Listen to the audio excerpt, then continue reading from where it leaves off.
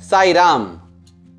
जब भी हम भगवान श्री सत्य साई बाबा के डिस्कोर्सेस सुनने लगते हैं या सत्य साई स्पीक्स पढ़ने लगते हैं या उनके द्वारा लिखा गया वाहिनियां पढ़ने लगते हैं, हमें ऐसा लगता है कि भगवान के सीख जो है एक अनंत सागर की तरह है।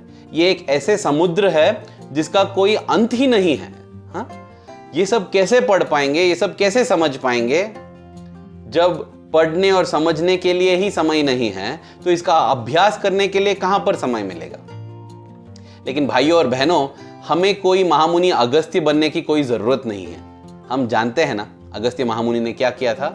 उन्होंने पूरा सागर को पी लिया था।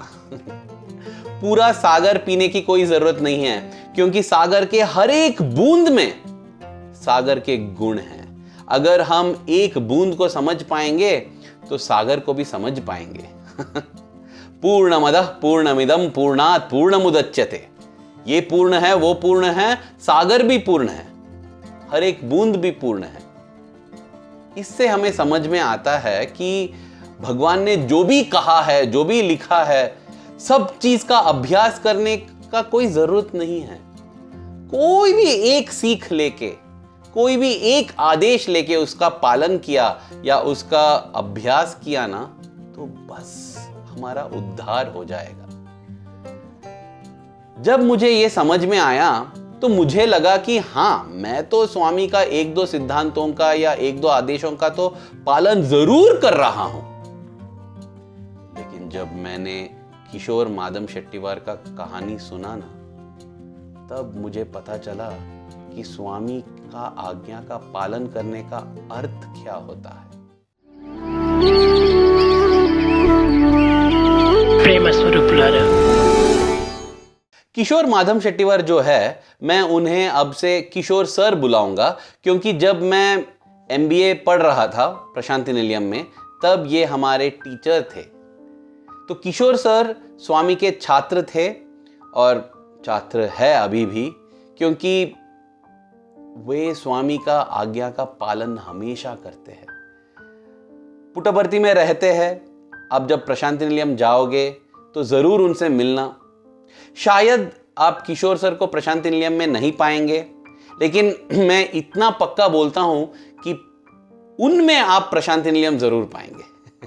क्योंकि किशोर सर भगवान का आज्ञा पालन करते हैं और ये ऐसे ही करते आए हैं जब से वे छात्र थे Shri Sathya Sai Institute of Higher Learning में।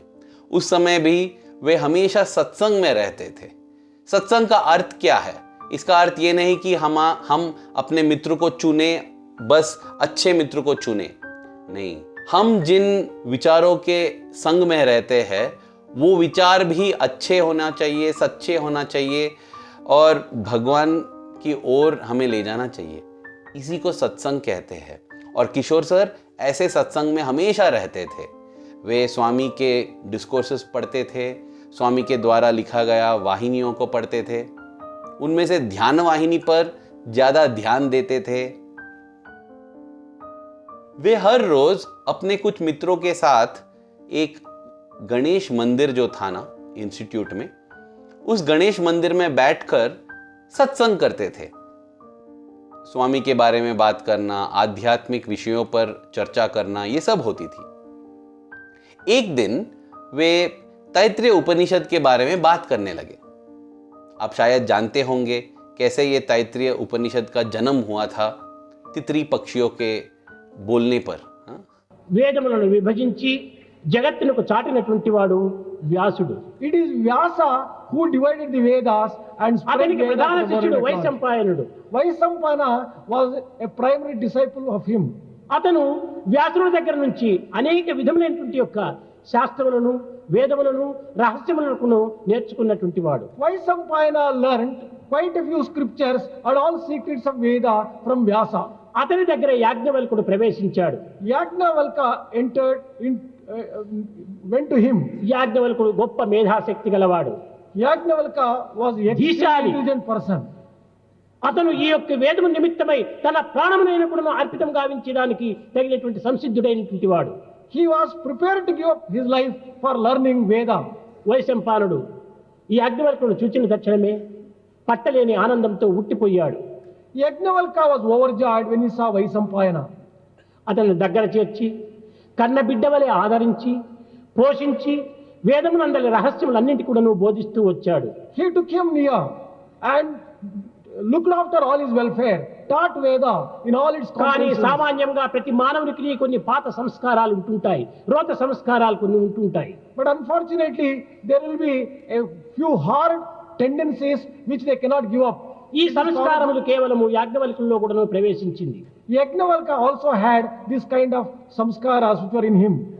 తాను వేదాధ్యయనం చేసి సర్వ రహస్యములకు గుర్తించి కొంతకాలమైన తర్వాత కొంత అహంకారం ప్రారంభమైంది. He studied Veda, he studied all the secrets, but after a little while there was ego rising ఇది up in him. ప్రారంభం కావటం చేతనే గురుభావం అనేటువంటి క్రమక్రమేణా సన్నగిలుతూ వచ్చింది. The moment ego raises its dirty head, he will lose all humility కొన్ని and విషయాల respect లోపల for Guru. గురువులకు శిష్యులకు కొన్ని అభిప్రాయ భేదములు కలుగుతూ వచ్చాయి. There were certain types of differences of opinion between Guru and Sishya. క్రమక్రమేణా వాదనకు పూనుకున్నాడు. There was argument which followed it. దీనిని గుర్తించినటువంటి యొక్క వైశంపాయనుడు, నాయన చాలు చాలు, నీకు నాకు ఈనాటితో రుణము తీరిపోయింది. ఏదో మనకు ప్రేమ సంబంధం ఉండినంత వరకు కూడాను నేను ఎన్ని విధములుగానో ఆదరించాను, పుత్రుని సమానంగా చూసుకున్నాను, ఎవరికీ చెప్పనటువంటి రహస్యాలంతా నీకు చెప్పినాను. ఇంకా నీవు నా దగ్గర ఉండటం ప్రయోజనం లేదు కనుక నేను ఇచ్చినటువంటి విద్యను నాకు అప్పచెప్పి నీవు వెళ్ళిపోమని చెప్పాడు. Vaisampayana told him, "Dear child, enough for today, and you can go. All that I learned, I have taught you out of love and out of affection. Once you do not have respect for me, you can go away from me." ఈ యొక్క యువకుడు తాను కూడాను ఒక పట్టుత్వము కలిగినటువంటి వాడు, పట్టుదల కలిగినటువంటి వాడు కనుక అతను తాను అందించినటువంటి వేదనమును వమనం చేసి వెళ్ళిపోయాడు. This particular person was highly mentally very vigorous, and he felt hurt. He vomited whatever he has learned and ఈ he went away. వమనం చేసినటువంటి యొక్క వేదమును తిత్తిరి పక్షులు అనేటువంటివి అందుకున్నాయి, This vomit of Yajnavalkya గ్రహించినాయి. was swallowed by the birds called Titri birds. అప్పుడే ఈ యొక్క శబ్దమును అవి ఉచ్చరిస్తూ రావటం చేతని, ఇంతే కాక తిత్తిరి అనేటువంటి ఋషి కుమారుడు కూడా ఉండటం చేత ఆ తిత్తిరి కుమారుని యొక్క ప్రచార ప్రబోధం చేతని దీనికి తైత్తరి అని కూడా పేరు వచ్చింది. This got the name Taitreyi because these Titri birds and also a few children who were called Titri of the Rishi were reciting these ఈ particular things. తిత్తిరి పక్షులు గ్రహించటం చేతనే దీనికి కృష్ణ యజుర్వేదము అని పేరు వచ్చింది. This also got the name Krishna Yajurveda as these Titri birds ఈ Krishna accepted యజుర్వేదము this vomit. బ్రహ్మ సంస్కారము. This Titri Veda is Brahma Samskara. हाँ, तो उस महर्षि का उल्टी का वमन खाते हुए तितरी पक्षियों ने तैत्तिरीय उपनिषद को जन्मा था. अब ये कहानी के बारे में बात कर रहे थे किशोर सर और उनके मित्र. उसके बाद दोपहर को दर्शन के लिए मंदिर गए. उस समय प्रशांति निलयम में कुलवंत हॉल नहीं था, लेकिन कुलवंत हॉल में जो आपको अभी कबूतर दिखाई देते हैं ना, वो कबूतर उस जमाने में भी थे. तो जब दर्शन के लिए बैठे थे तो ये कबूतर देखने लगे और उनका मित्र जो है ना उसने कहा कि किशोर, मुझे लगता है कि ये जो कबूतर बैठे हैं तितरी पक्षियों की तरह ये भी ना कोई महर्षि होंगे, कोई मुनि होंगे, ऋषि होंगे, ऐसे महान तत्व होंगे, इसलिए यहाँ पर बैठे हैं. और किशोर सर क्या कहते हैं, उन्होंने कहा हाँ ज़रूर, और क्या मतलब हम कौन होते हैं बताने वाले कि कौन भक्त है कौन भक्त नहीं है, कौन ऋषि है कौन पापी है, ये बस भगवान तय कर सकते हैं. हम ऐसे ही इंट्रोडक्शन में बता देंगे कि हम साई भक्त है, लेकिन स्वामी से कहलाना है कि हम साई भक्त है. हम अपने आप कुछ भी बोल सकते हैं, है ना. एनीवे ऐसे बैठे थे, स्वामी आए दर्शन के लिए. जब स्वामी इनके सामने से चल रहे थे ना, एक कबूतर तेजी से उड़ के गया और उड़ते हुए स्वामी के सामने बीट गिरा दिया, मतलब टॉयलेट कर दिया स्वामी के सामने और उड़ गया. स्वामी उस बीट की ओर इशारा करते हुए बोले, अरे ये अमृत है, इसे खा लेना चाहिए. और जैसे ही स्वामी ने ये कहा ना, वहां पर जो भी बैठे थे सब हंसने लगे, क्योंकि स्वामी मजाक कर रहे हैं ना. बोल रहे कि ये बीट को खा लो, ये अमृत है। लेकिन वो लोग जो मुस्कुरा रहे थे उनमें से किशोर सर नहीं थे। किशोर सर के मुंह पे जो मुस्कुराहट थी ना वो हट गई। अभी सीधे उठ गए, स्वामी के पास गए, बैठकर उस बीट को उठा के मुंह में डाल दिया, चबा के स्वॉलो भी कर दिया। ये देखकर सब अचानक सभी लोग दंग रह गए। ये पागल है, क्या कर रहा है ये किशोर? पक्षियों का बीट खा रहा है हा? स्वामी उस समय सबकी ओर देखकर स्वामी ने कहा, ये लड़के ने जो किया ना, ये है शरणागति, ये है सच्चा शरणागति। भाइयों और बहनों, हम कहते हैं कि भगवान का हर एक वाक्य वेद वाक्य है, लेकिन बस वो बोलने के लिए होता है ना। जब करने का समय आता है हम उसको मानते नहीं हैं। अगर हमें भगवान पर विश्वास है तो हमें उनके बातों पर भी पूरा विश्वास होना चाहिए। इसलिए मैंने कहा कि जब मुझे लगा कि एक दो आदेशों का तो पालन कर रहा हूं, मुझे ये संशय आया कि क्या मैं किशोर सर की तरह पालन कर रहा हूं? क्या स्वामी के आज्ञा को मैं तुरंत मान के कर देता हूं?